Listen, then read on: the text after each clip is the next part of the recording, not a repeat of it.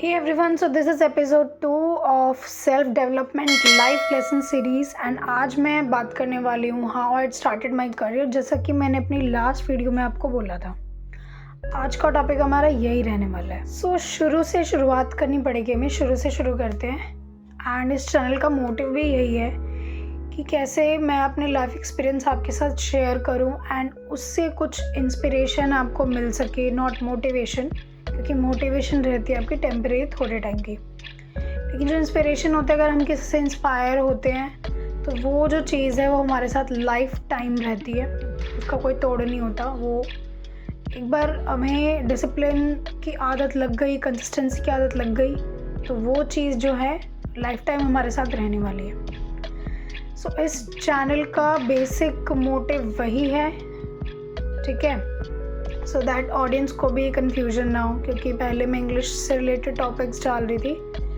But अब जो है हम रियल लाइफ की बात करेंगे। रियल लाइफ मतलब गेम खेलेंगे हम। गेम ही एक लाइफ भी एक तरीके से हम कह सकते हैं, क्योंकि काफ़ी चीज़ों से हमें गुजरना पड़ता है, ना चाहते हुए भी अलग अलग चीज़ें हमारे सामने आती है, अलग अलग चैलेंजेस आते हैं, उनसे डील करना होता है।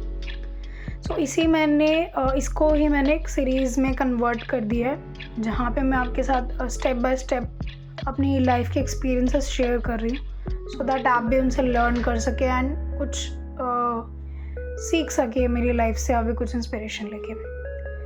आ जाते हैं मेन टॉपिक पे। Main topic was that how I had started my career. बहुत ही वर्स्ट एंड कन्फ्यूजिंग मतलब एकदम कंफ्यूज करने वाला फेज़ था वो मेरी लाइफ का, क्योंकि I just completed my 12th and 12th complete करने के बाद सबसे बड़ा क्वेश्चन हमारे पास यही होता है कि भाई आगे क्या करना है। एंड उस टाइम पे कन्फ्यूजन इतना था कि कुछ समझ में नहीं आ रहा था क्या करना है क्या नहीं करना। And I was a science student and मेरे फैमिली में बहुत कम लोग साइंस से थे, क्योंकि I am from a Baniya family, so mostly people were in commerce.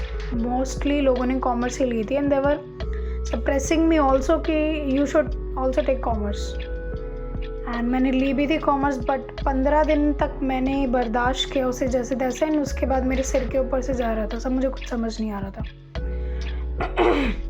And then finally I opted for science non-medical and then ये जर्नी स्टार्ट हुई।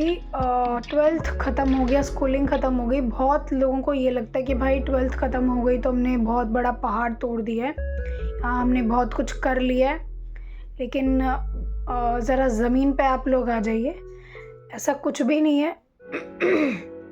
12th complete करना कोई ग्रेट अचीवमेंट नहीं है, क्योंकि ज़िंदगी की जो असली लड़ाई है वो 12th के बाद ही शुरू होती है। So that was the biggest challenge कि भाई अब मैं क्या करूं। 12th कंप्लीट हो गई, आगे क्या लेना है, इंजीनियरिंग लेना है, मेडिकल लेना है, फलान ढिकान क्या लेना है। So I was very confuse, मुझे कुछ समझ नहीं आ रहा था, बट एक चीज़ मुझे समझ में आ रही थी कि मुझे वो गलती नहीं करनी जो बाकी लोग कर रहे हैं। क्योंकि कई बार क्या होता है लाइफ में, तुम्हें ये नहीं पता होता कि तुम्हें क्या करना है, लेकिन तुम्हें ये पता होना चाहिए कि तुम्हें क्या नहीं करना है। सो वो चीज़ एटलीस्ट मुझे क्लियर थी कि क्या मुझे नहीं करना है। मुझे ये नहीं करना था कि मुझे बाकी लोगों की तरह, जैसे कि बाकी मेरे फ्रेंड्स वगैरह थे और सब रेगुलर कॉलेज में एडमिशन ले रहे थे। मतलब रेगुलर कॉलेज तुम्हारा किसी स्कूल से कम नहीं होता, और मतलब तुम रेगुलर कॉलेज में जा रहे हो, तुम्हारी अटेंडेंस लग रही है ना। कहीं तो बीटेक साइंस के थे, तो भाई उनका तो और 4 साल का कोर्स होता है। कुछ केमिस्ट्री ऑनर्स में थे, कुछ मैथ्स ऑनर्स में थे, इसी तरीके से अलग अलग सब्जेक्ट्स में सब थे। So they adopted for regular college and mostly DU से ही किया है सब ने। सो मुझे एक चीज़ क्लियर थी कि मुझे रेगुलर तो नहीं करना है, क्योंकि तुम रेगुलर कॉलेज कर लो या स्कूल कर लो, दोनों का मतलब एक ही होता है, ठीक है। ऊपर से रेगुलर कॉलेज में क्या होता है कि मोस्टली जैसा कि मेरा पॉइंट ऑफ व्यू है, मुझे लगता है वही लोग जाते हैं जिनके माँ बाप के पास पैसा ज़्यादा होता है, या तो बच्चे गलत फ़ायदा उठाते हैं अपने माँ बाप के पैसे का, वो मतलब फालतू उल जुलूल चीज़ों में उड़ाते हैं। शो ऑफ करना, कॉलेज जाना, टाइम पास करना, रिलेशनशिप्स में आना, रिलेशनशिप्स का मजाक बनाना, है ना। आजकल की कॉलेज लाइफ यही बन के रह गई है। एंड ऐसे ही मेरी थिंकिंग रही है शुरू से, क्योंकि मैंने जहाँ तक अपने रेगुलर कॉलेज वाले दोस्तों को देखा है, आई एम नॉट सेइंग कि सब एक जैसे होते हैं, बट 95% लोग यही करते हैं। एंड उसके बाद तुम 3 साल 4 साल अच्छे से कॉलेज में रगड़ते हो अपनी। उसके बाद जब तुम कॉलेज से बाहर निकलते हो and you are still a fresher, तुम्हें एज अ फ्रेशर ही काउंट किया जाता है, तुम्हारे पास कोई एक्सपीरियंस नहीं होता, you are still a student जिसके पास कोई एक्सपीरियंस नहीं है। एंड वही जॉब मिलने में दिक्कत, ये वो ब्ला ब्ला ब्ला। हाँ, कईयों को प्लेसमेंट मिल जाती है, कईयों को अच्छी प्लेसमेंट मिल जाती है, कईयों को ख़राब मिलती है। दैट डिपेंड्स कि तुम्हारे क्या स्किल्स हैं, तुम्हारी डिग्री क्या है, तुमने कहाँ से कॉलेज किया है। सो वो सारी चीज़ें मैटर करती है। मैं रेगुलर कॉलेज के ख़िलाफ़ नहीं हूँ, लेकिन it's just my point of view. सबका अपना अपना पॉइंट ऑफ व्यू होता है। सो मुझे ये चीज़ क्लियरली समझ में आ गई थी कि मेरे को रेगुलर कॉलेज वाली गलती तो भाई साहब नहीं करनी है। So I had decided to do correspondence English literature. मैंने ड्यू से ही अपना कॉरेस्पॉन्डेंस कंप्लीट किया, ग्रेजुएशन। एंड बाद में उसकी क्लासेस भी स्टार्ट हो गई थी। इधर अप्रॉक्सीमेटली 2017 जून जुलाई मैंने अपना एडमिशन लिया था। And then August, by the end of August मैंने अपनी जॉब स्टार्ट कर दी थी। जॉब में भी उस वक्त समझ में नहीं आ रहा था कि what should I go for. And so I prefer teaching because वो एक अच्छा प्रोफेशन है, यू कैन से। एंड उस टाइम पे मुझे ये कहा जा रहा था कि भाई तुम टीचिंग लाइन में हो तो तुम्हारे आगे के लिए भी बेनिफिशियल है, यू नो। हमारी जो सोसाइटी है, या एक तरीके से सजेशन आप अच्छा भी कह सकते हैं, इट्स अ नाइस फील्ड, अच्छा फील्ड है ये काफ़ी। उससे पहले मुझे याद है कि मैंने आई गेस 2 या 2.5 दिन के लिए जॉब की थी। And that was the worst experience and I ever in my life. And that was here near by, and that was a physiotherapy centre where you had to manage patients, where you had to take care them of, you had to talk to patients। and मतलब उसके लिए बहुत ही extrovert type का बंदा तुम्हें चाहिए, ठीक है। somehow with references, my cousins, one of my relative had referred me there। so मैं गई, मैंने देखा कि वहाँ का क्या मतलब क्या किस तरीके से काम होता है, क्या सारी चीज़ें होती है। And that was in a very basic salary, you can से। ठीक है, मैं ये कोई काम गलत नहीं कह रही, and but that was not for me, क्योंकि उसके लिए आपको बहुत ही एक्सट्रोवर्ट टाइप का बंदा चाहिए, है ना, जो सुबह के 7:30 बजे से लेके शाम के 7:30 बजे तक घिस सकता हो। इस टाइप का आपको इंसान चाहिए। एंड जिसके पास सिवाय जॉब के जिसका कोई मोटिव ही ना हो लाइफ में। सिर्फ इस टाइप के इंसान जो है इस तरीके की जॉब कर सकते हैं। एंड मुझे वहाँ पे सूटेबल नहीं लगा। मैंने ऑलमोस्ट 2 दिन वहाँ पे किया। एंड क्योंकि वो ग्राउंड फ्लोर पे था तो that was seems like a jail कि भाई तुम अब सुबह 7:30 बजे यहाँ पे आ गए हो एंड अब तुम शाम के सीधा 7:30 बजे यहाँ से निकलोगे। So that was literally seems to a big jail for me।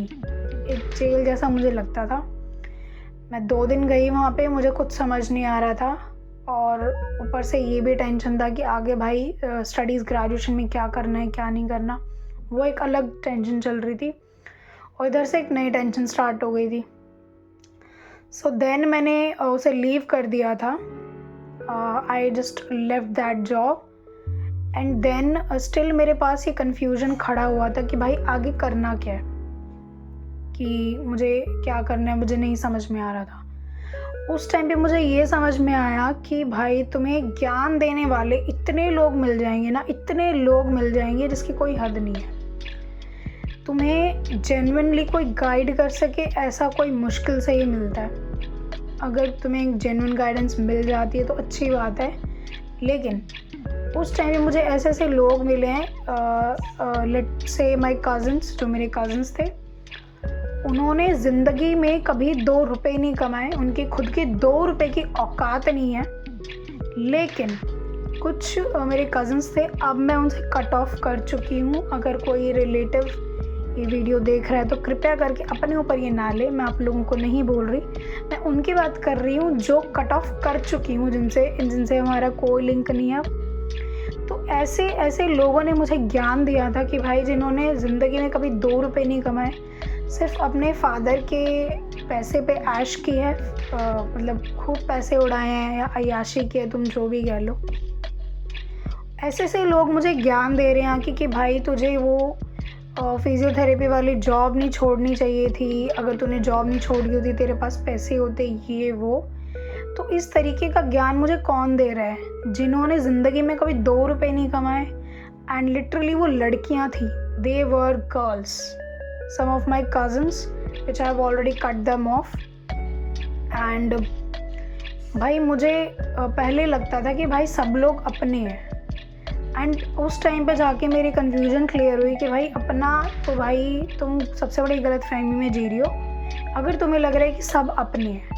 पहली बात, रिलेटिव्स इस तरीके के कज़न्स तुम्हारे अपने कभी हो ही नहीं सकते, जो तुम्हें नीचा दिखा रहे हैं, तुम्हारा मजाक उड़ा रहे हैं जस्ट बिकॉज तुम उनसे छोटे हो, तुम्हें अभी इतनी नॉलेज नहीं है, you have just entered into the real world, तुमने जस्ट 12th अपनी कंप्लीट किया, असली ज़िंदगी में तुमने कदम रखा है, ठीक है। तो वो तुम्हें गाइडेंस करने के बजाय, जेन्युइन गाइडेंस देने के बजाय तुम्हारा वो मजाक उड़ा रहे, तुम्हारा नीचा दिखा रहे हैं। तो उस टाइम पे भाई बहुत बुरा लगा था, लिटरली बहुत बुरा लगा था कि जिन्हें मैं अपना समझ रही थी, मेरे बड़े भाई बहन जिन्हें मैं समझ रही थी, एक्चुअल में वो नहीं है, जिनकी 2 कौड़े की खुद की औकात नहीं है, जिन्होंने कभी ज़िंदगी में 2 रुपए नहीं कमाए, हमेशा अपने बाप के पैसे पे ऐश किया। और ऐसी लड़कियों के साथ बाद में आगे जाके क्या होता है कि इनके फादर इन्हें कभी अलाउ नहीं करते कि बेटा तुम जॉब कर सकती हो, बिज़नेस करने की इनकी हिम्मत नहीं होती। एंड ऐसी लड़कियों के पास एट द एंड एक ही ऑप्शन जो है वो बचता है, एंड दैट इज़ कि भाई तुम्हारी उम्र हो गई है, अब तुम शादी कर लो। और वो शादी कर भी लेती हैं। नहीं, शादी करना अच्छी बात है, करो भाई, लेकिन कहीं ना कहीं अगर तुम किसी को हर्ट कर रहे हो तो that's page you of either now और लेटर। अगर भाई कर्मा इज़ रियल, कर्मा तुम्हें कहीं ना कहीं हिट करेगा, आज नहीं तो कल हिसाब तुम्हारा बराबर होगा, ठीक है। तो बाद में मुझे सुनने में आया, and it's been 5 to 6 years I have already cut them off, कि भाई बाद में उस लड़की के बच्चे, मतलब कुछ इश्यूज हो रहे हैं, कुछ मतलब she was not able to conceive a baby, ठीक है। तो ऐसी लड़कियों के साथ मैं कहूँगी, औरत मतलब अपने लोगों में बात करूँ तो भाई औरत ही औरत की सबसे बड़ी दुश्मन होती है। तो कृपया करके अगर आपकी ज़िंदगी में भी ऐसे लोग हैं तो उन्हें कृपया करके दूर कर दीजिए, कि इस तरीके के लोग मतलब तुम्हें इतने टॉक्सिक होते हैं, मतलब उन्हें पैसे का इतना घमंड होता है, वो भी अपने बाप के पैसे का, अपने फादर साहब के पैसे का, जिन्होंने ज़िंदगी में कभी 2 रुपए नहीं कमाए। पहले ये अपने बाप के पैसे पे पलती हैं, उसके बाद ये अपने पति की पैसे पे पलती हैं। मतलब ऐसी लड़कियों की कोई आइडेंटिटी होती ही नहीं है, एंड इनका मोटिव सिर्फ एक ही होता है कि भाई अब शादी कर लो, फिर बच्चा पैदा कर लो, फिर सारी ज़िंदगी उस बच्चे को संभालते रहो। मतलब इनका कोई एम्बिशन नहीं होता, ये कुछ मतलब कोई मोटिव ही नहीं होता लाइफ में बेसिकली। सो अगर आपकी लाइफ में भी इस तरीके के लोग हैं तो कृपया करके उनसे दूर रहें, जो अपना एरोगेंस शो कर रहे हैं आपको, या वो भी किसके दम पे। भाई तुम्हारी कोई औकात हो तो तुम बात करो, अपने बाप के पैसे पे तुम क्या उड़ रहे हो? जब तुमने खुद में ज़िंदगी में 2 रुपए नहीं कमाए कभी, तो तुम घमंड किस बात का कर रहे हो? बाप के पैसे पे घमंड करना भाई बहुत आसान है।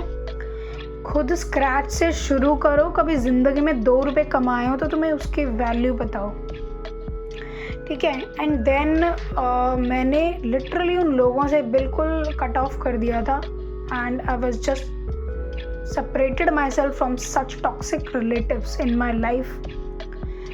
Then मैंने अपनी एक नई कहानी शुरू की, एक नई कहानी की शुरुआत हुई, and that was August 2017 when I had started working as a teacher.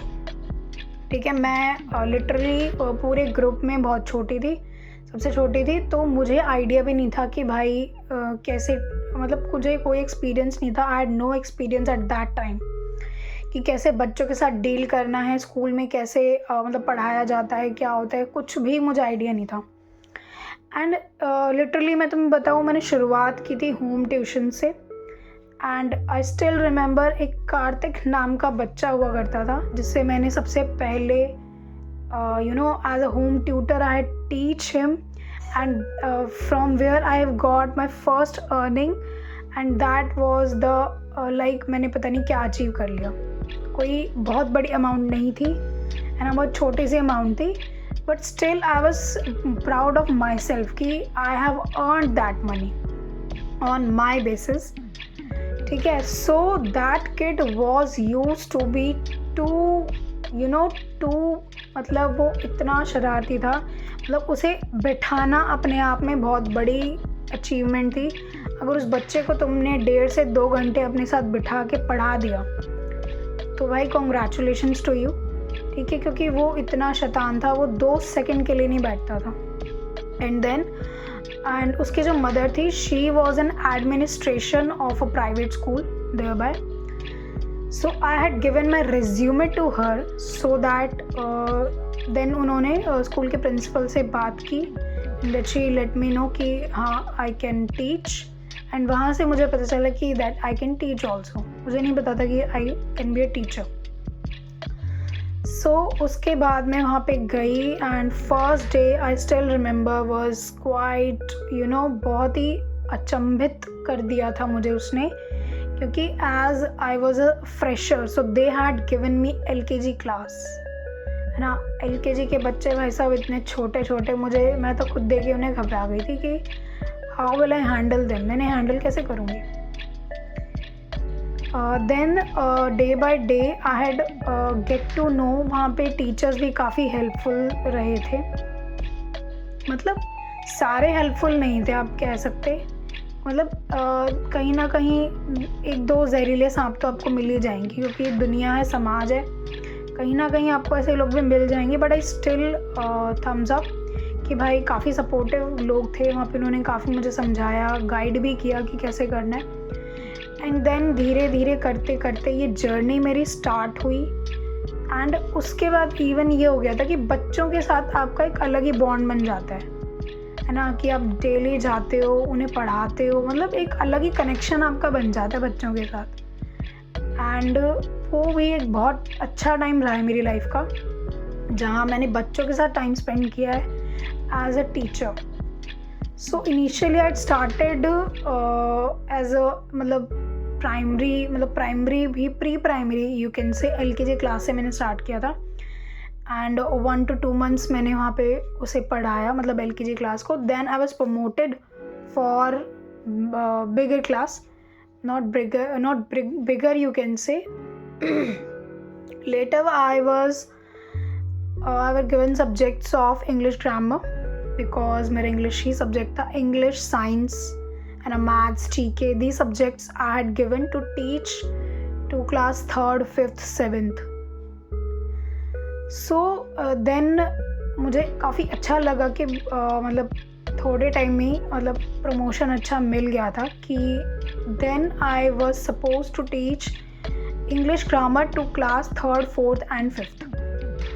And उस टाइम पे वो बच्चे भी मेरे बिल्कुल अनजान थे, लेकिन धीरे धीरे करते करते फिर मैंने साइंस भी पढ़ाना शुरू किया वहाँ पे. And science was my favourite subject.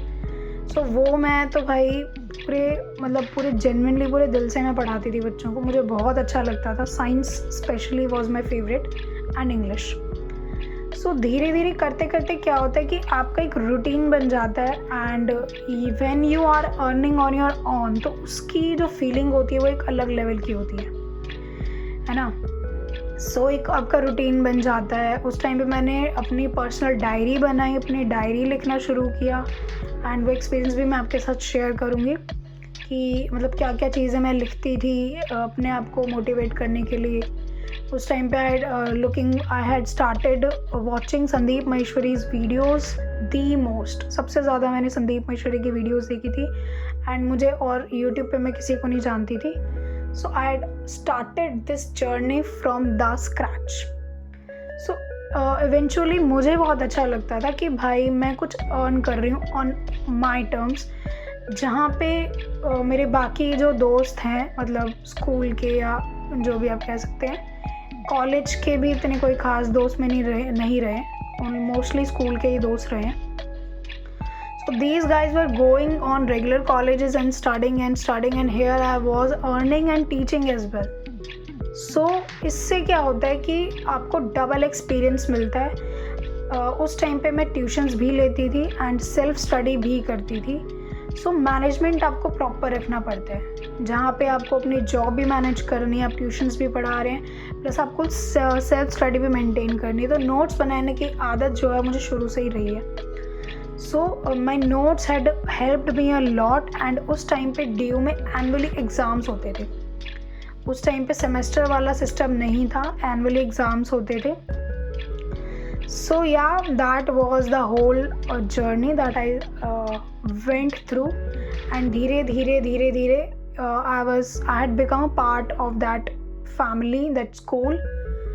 So overall अच्छा एक्सपीरियंस रहा काफ़ी। This was the initial phase, you can say जो शुरुआत बिगिनिंग हुई थी as a teacher.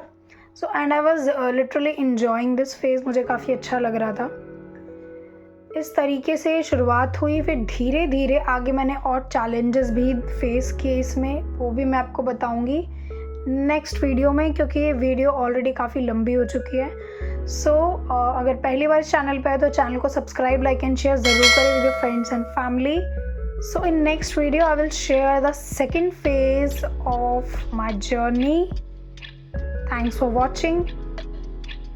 Keep learning, keep growing.